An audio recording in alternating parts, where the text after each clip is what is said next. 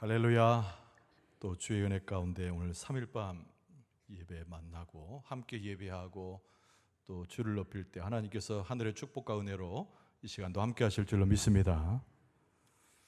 오늘은 시편 103편입니다. 1절 이하의 말씀으로 하나님의 은택을 잊지 말지어다 라는 제목으로 은혜를 함께 나누고자 합니다. 그림 한 장 보죠. 간단한 사파 그림처럼 이렇게 가볍게 그린 그림입니다만은 내용으로는 우리가 쉽게 짐작할 만한 내용이죠. 어린아이와 같고 아무런 방패와 바람막이가 없는 한 인생에 예수님께서 함께 하시면서 은혜를 베푸시고 도우시는 그런 내용의 그림입니다. 주님의 은혜라는 제목으로 그림을 찾게 되면 저 그림이 나타나요. 주님의 은혜란 제목으로 찾아보면 저 그림이 나타납니다.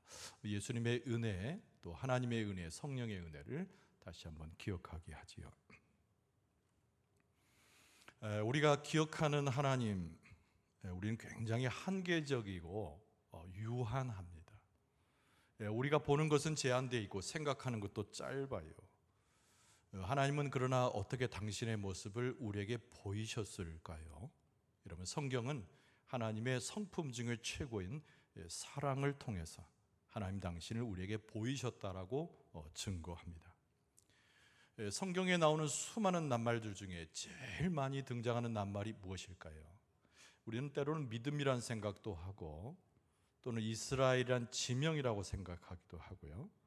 또는 교회의 어떤 몫이라고 생각할 수 있지만 제일 많이 나오는 낱말은 역시 사랑입니다. 그것도 하나님의 사랑에 대한 여러 표현들이 성경 곳곳에 있습니다. 그래서 어떻게 보면 성경은 하나님의 사랑을 드러내는 책이다 이렇게 이야기해도 전혀 과언이 아닙니다. 고린도 후서 13장 11절 말씀에 보면은 사도 바울이 예수님을 가르쳐서 하나님을 가르쳐서 사랑과 평화의 하나님 이렇게 표현했습니다. 사랑과 평강의 하나님이 너희와 함께 계시리라, 그 구절이 그 내용인데요. 하나님의 평화, 평강, 그와 더불어 사랑으로 하나님이 우리와 함께 하신다라고 증언했습니다. 사도 요한도 요한일서 4장 8절에 보면은 하나님이 사랑이라라고 정리를 했습니다. 사랑하지 아니하는 자는 하나님을 알지 못하나니 이는 하나님은 사랑이심이라. 할렐루야. 하나님은 사랑이시다, 또는 이 사랑이라고 하는 한마디의 낱말은 성경의 곳곳에 나오죠. 근데 사랑과 비슷한 표현도 하나님의 성품으로 소개됩니다. 하나님은 우리에게 자비로우신, 또 하나님은 우리에게 인자하신 분, 또 하나님은 어느 때라도 우리를 도우셔서 우리를 긍휼히 여기시고 우리를 동정하시는 분, 이런 표현들 속에 계속 담겨져 있는 것은 하나님의 사랑입니다. 오늘 성경 말씀, 오늘 본문의 말씀이 시편 103편인데요. 다윗이 하나님의 품성을 가까이 하면서 기도하고 있지요. 그리고 자기 자신의 삶을 이렇게 돌아봅니다. 그리고 마음 가운데 떠올리는 것은 역시 하나님의 인자와 자비, 사랑이지요. 그래서 오늘 103편의 제목을 붙여보자면 역사상 가장 위대한 사랑, 하나님을 생각하면서 그렇게 제목을 붙여볼 수도 있습니다. 오늘 시인인 다윗이 하나님을 찬송하면서 그 사랑을 기리고 있는 것들을 1절에서 벌써 보게 됩니다. 내 영혼아 여호와를 송축하라, 내 속에 있는 것들아 다 그의 거룩한 이름을 송축하라. 내 영혼아 여호와를 송축하며 그의 모든 은택을 잊지 말지어다. 이 은택이란 말은 은혜란 말로도 되고 사랑이란 말로도 해석될 수 있습니다. 여러분, 다윗이라고 하는 사람의 이 이름의 뜻을 혹시 아십니까? 여러분, 다윗은 사랑받는 이란 뜻이에요. 다윗 자체의 이름이 그런 뜻을 가지고 있습니다. 자기 이름과 그의 삶 자체는 일치하죠. 하나님의 사랑을 알고 하나님의 사랑을 고백하고 하나님을 바라봤던 사람. 다윗이 오늘 본문의 말씀에 하나님의 사랑을 낱낱이 기록하면서 주마등처럼 스쳐가는 자기의 삶에 대한 회고와 그리고 우리에 대한 사랑의 권고, 그리고 1절에서 말씀한 대로 그 하나님을 계속 송축할 것을 우리에게 말씀합니다. 오늘 본문의 말씀 속에서 우리가 첫 번째로 만나는 것은 이 다윗이 하나님의 사랑을 살피면서 자기 개인적인 경험과 하나님의 사랑의 나타나심을 먼저 고백하는 것으로 오늘 본문의 말씀이 이루어져 있습니다. 근데 그것은 계속되는 것이죠. 과거와 현재, 미래까지. 그래서 첫 번째 주제는 끊임없는 하나님의 그 역사를 보라고 하는 것이죠. 근데 그 하나님의 역사의 핵심이 무엇이라고요? 사랑입니다. 하나님은 항상 사랑으로 역사하시는데 우리가 그것을 기억하고 보고 우리의 마음 가운데 기억할 것을 다윗이 권면합니다.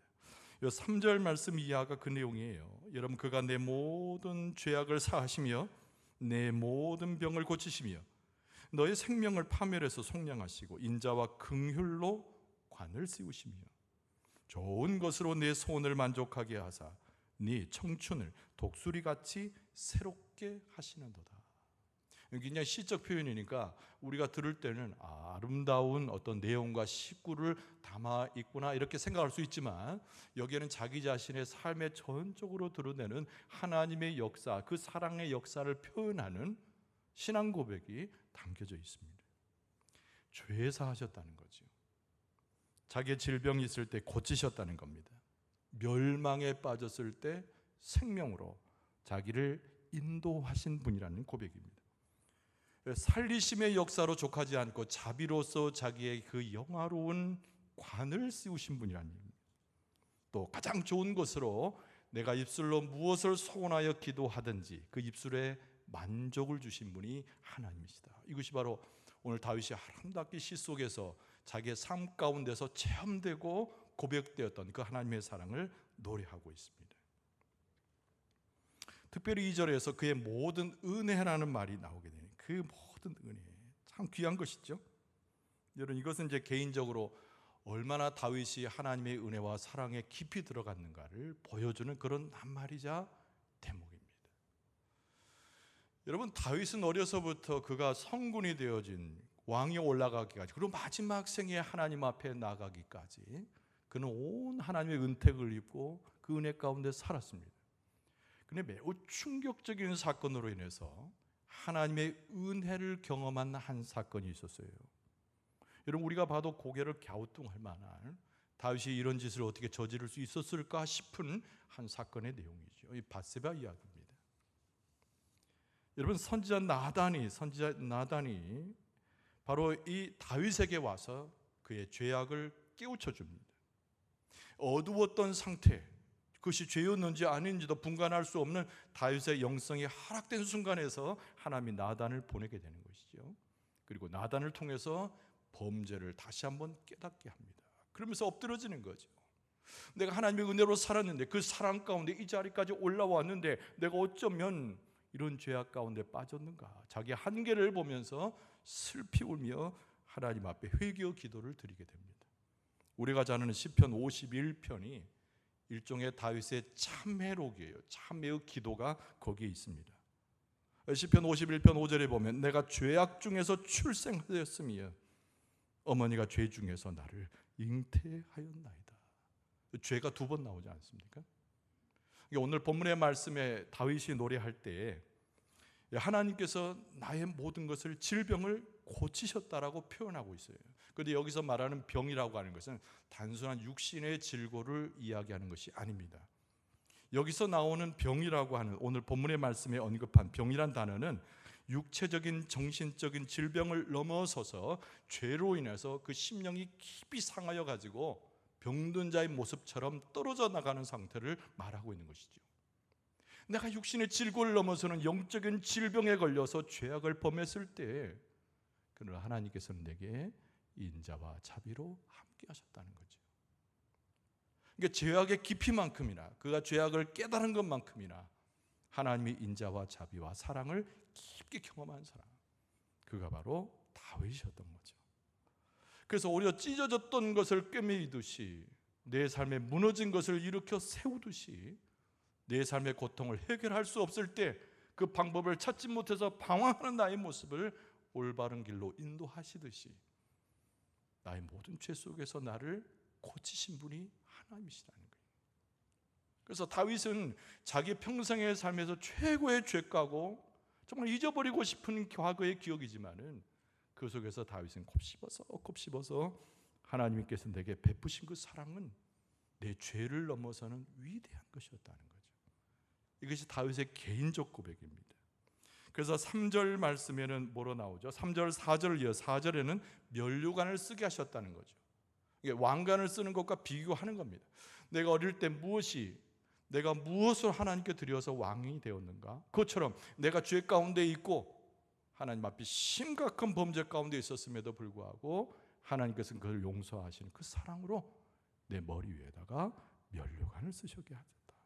그래서 5절 말씀은 아주 좋은 것으로 내가 하나님 앞에 기도할 때 내 입술을 만족하게 하셨다는 거죠. 내게 형벌을 내릴 수도 있고 나를 죽일 수도 있고 실패하게 만들 수 있고 그리고 다른 적들에 의해서 패배를 맛보게 하실 수 있었음에도 나를 용서하시고 인자와 손길과 사랑으로 함께 하셨던 하나님이 나를 거두어 주셔서 함께 하셨다는 거죠.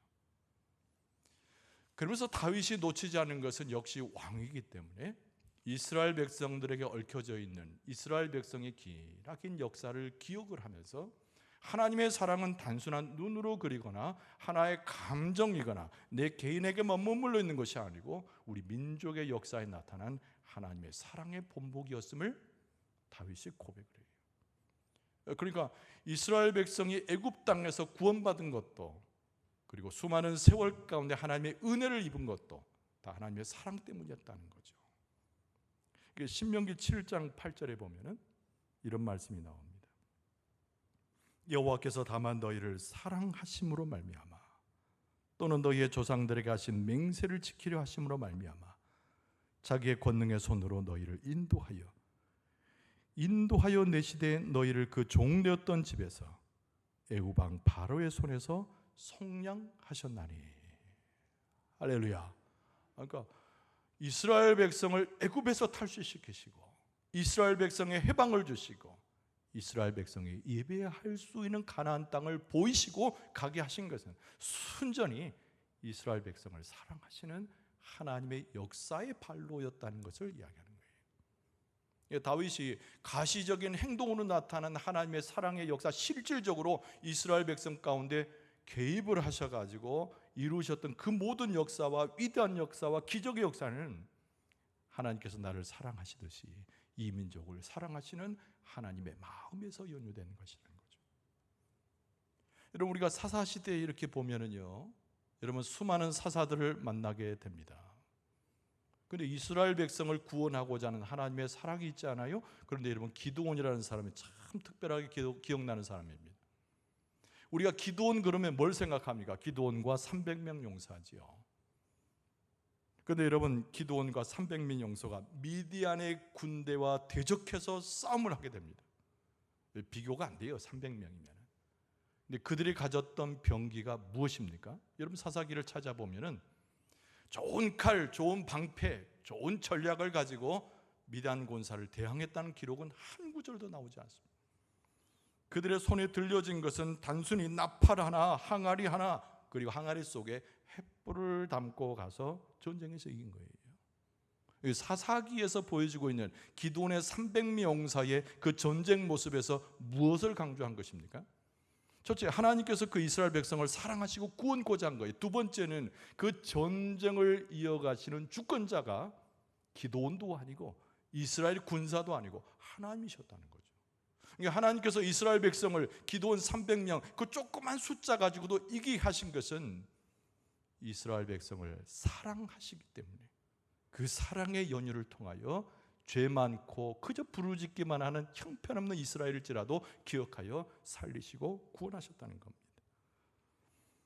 여러분 이뿐 아니에요. 하나님은 끝까지 기다려주시는 분입니다. 그래서 오늘 본문의 말씀 가운데 인내하시는 하나님의 역사를 다윗이 찬송을 하죠. 오늘 8절 말씀에 보면 여호와는 긍휼이 많으시고 은혜로우시며 노하기를 더디하시고 인자하심이 풍부하시도다. 자주 경책하지 아니하시며 노를 영원히 품지 아니하시로다.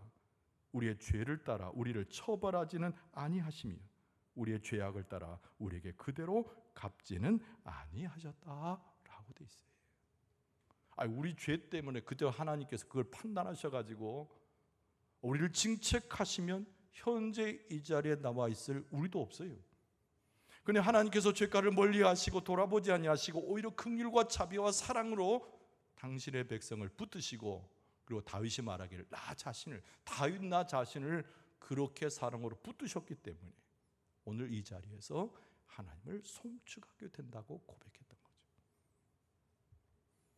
여러분, 그 하나님의 역사는 예나 지금이나 계속되고, 그 하나님의 역사와 그 사랑의 역사는 예나 지금이나 풍족한 것이고, 이스라엘 백성을 기억하셨던 그 하나님이 여기에 모인 우리들도 기억하시기 때문에 하나님의 위대한 사랑으로 우리의 잘못과 부족에도 불구하고 우리를 건져내시고 구원하시고 송축하도록 축복해 주시는 줄로 믿습니다.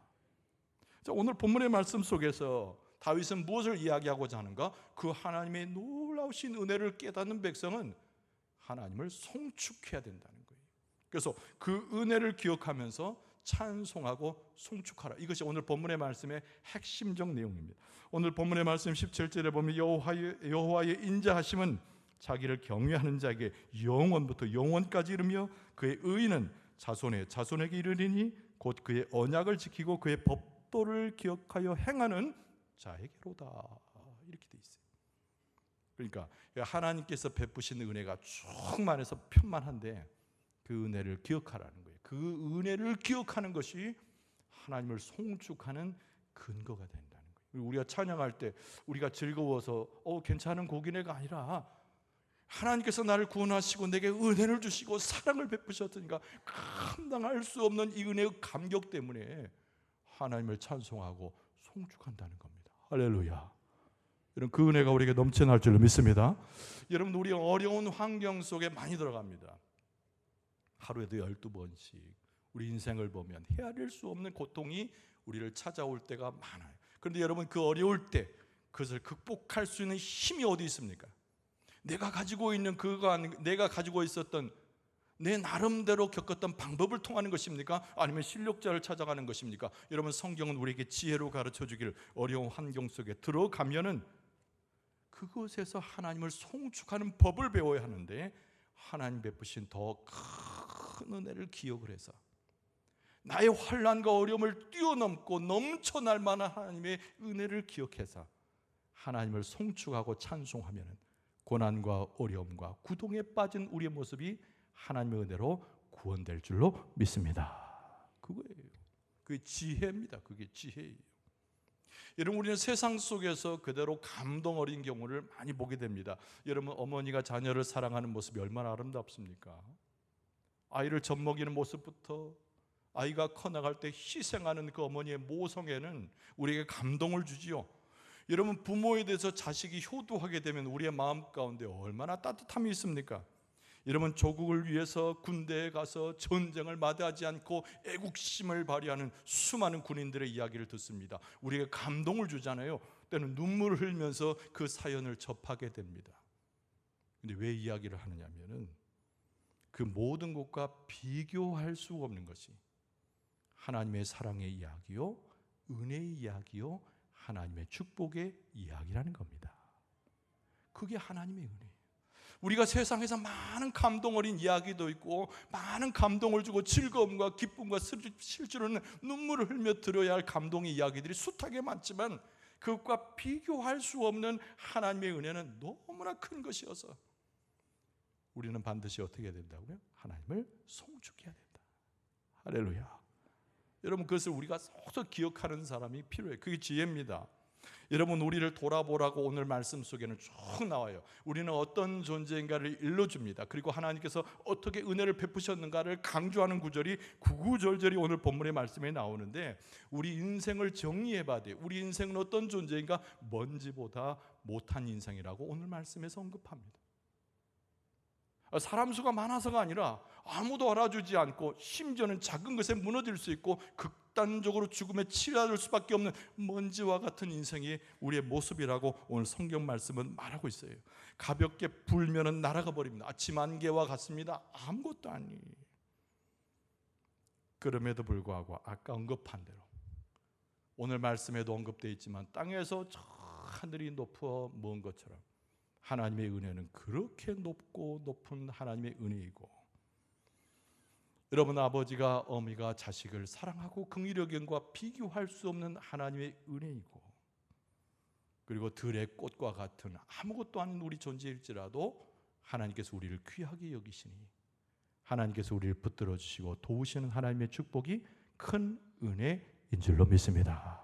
근데 우리 존재는요, 그렇게 연약해 가지고 하나님의 도우심을 받고 은혜를 누리면서도 우리가 제일 잘하는 것은, 감사와 송축하고 찬송이 가면 좋은데 제일 잘하는 것은 불평하고 원망하고 다른 사람 저주하고 정죄하고, 이것이 익숙해 있는 우리의 심령과 우리의 입술을 보게 된다는 거예요. 어쩌면 그렇게 하나님 앞에 서서 하나님께 원망하고 불평하는지, 어쩌면 하나님 앞에 서서 그렇게 하나님께서 내게 주시지 않는다고 불평하는지, 여러분 그럼에도 불구하고 하나님께서 우리 연약한 우리의 모습을 징계하지 않으시고 우리를 붙들어 주시고 원하는 대로, 기도하는 대로, 찾아오는 대로 하늘의 문을 여서서 축복을 주시는데, 그것이 하나님 세상 것과 비교할 수 없는 하나님의 은혜가 아니고 무엇이겠는가. 할렐루야. 그걸 깊이 생각하고 높으신 그 은혜를 기억하면 송축하게 될 줄로 믿습니다. 또 하나 잊지 말아야 할 것은, 우리는 죄악을 감당할 수가 없어요. 죄악을 감당할 수가 없어요. 그런데 하나님께서는 그 죄악을 그대로 갚으시는 분이 아니라는 겁니다. 죄악을 따라 갚지 않으세요. 오히려 하나님께서는 우리에게 엄청난 은혜와 사랑을 베푸십니다. 하나님은 최고의 은택을 베풀어 주셔요. 여러분 그분이 누구인가요? 하나님께서 우리 가운데 보내신 예수 그리스도께서 하나님의 은혜와 사랑을 가지고 죄악에서 억눌려서 죽을 수밖에 없는 우리를 해방시키기 위해서 하나님의 그 사랑과 그 은혜와 그 긍휼을 통해서 예수님께서 우리 가운데 오신 줄로 믿습니다.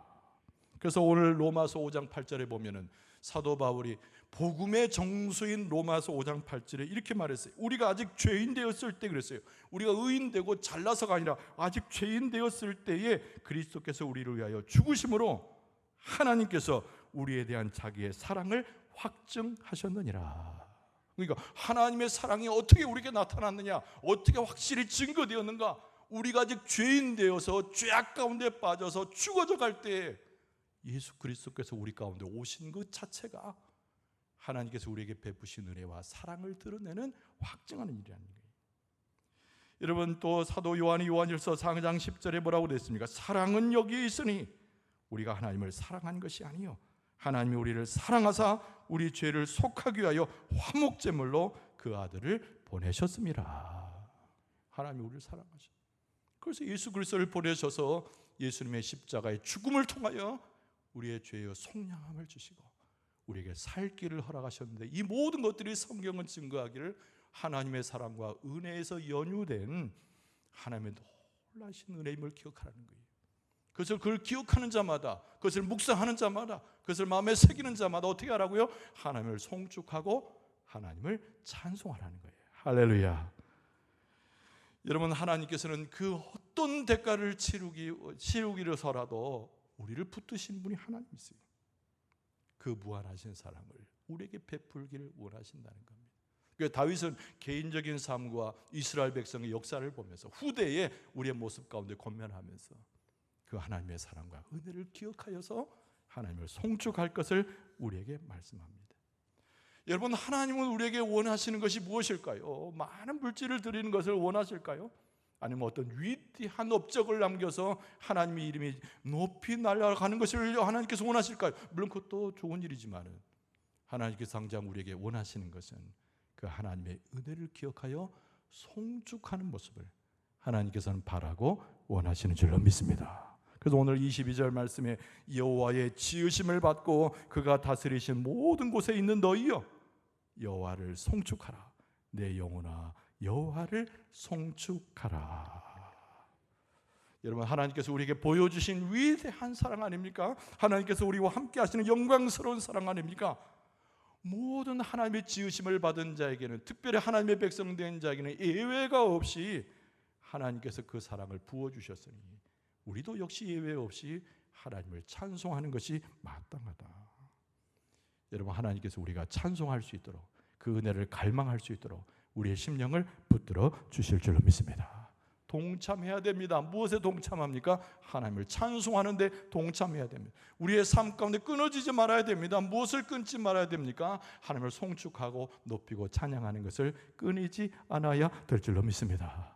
은혜를 아는 백성, 사랑 가운데 들어가는 백성, 승리하는 백성은 하나님을 송축한다 하였으니 여러분과 저는 하나님의 은혜 가운데 머물러서 오직 하나님께 송축하여 찬송할 수 있기를 바랍니다.